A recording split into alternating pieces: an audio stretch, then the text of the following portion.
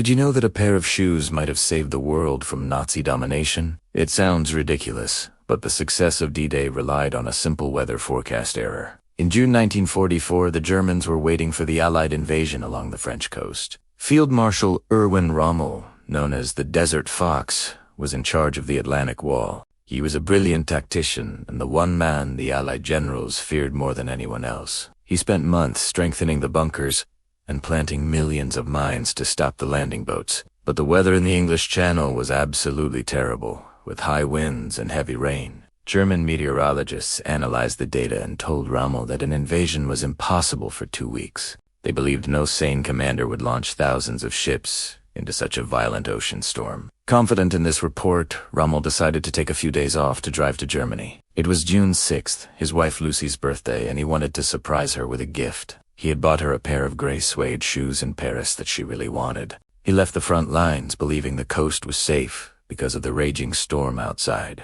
But the Allies had a secret advantage that the Germans did not know about at all. They had weather stations far out in the Atlantic Ocean that predicted a tiny gap. Chief meteorologist James Stagg saw a brief window of calm that would last just 24 hours. General Dwight Eisenhower took the biggest gamble of the war and ordered the invasion to go. While Rommel was sleeping in his house in Germany, thousands of ships appeared off the coast. When the phone rang to wake him up, the Allied troops were already storming the beaches. The German response was complete chaos because their supreme commander was hundreds of miles away. Without Rommel there to give orders, the German officers were paralyzed and afraid to act. They needed permission to release the Panzer tank divisions, which were the key to stopping the invasion. But the only man who could authorize that was Adolf Hitler, and he was fast asleep. His guards were too terrified to wake him up because he had taken a sleeping pill.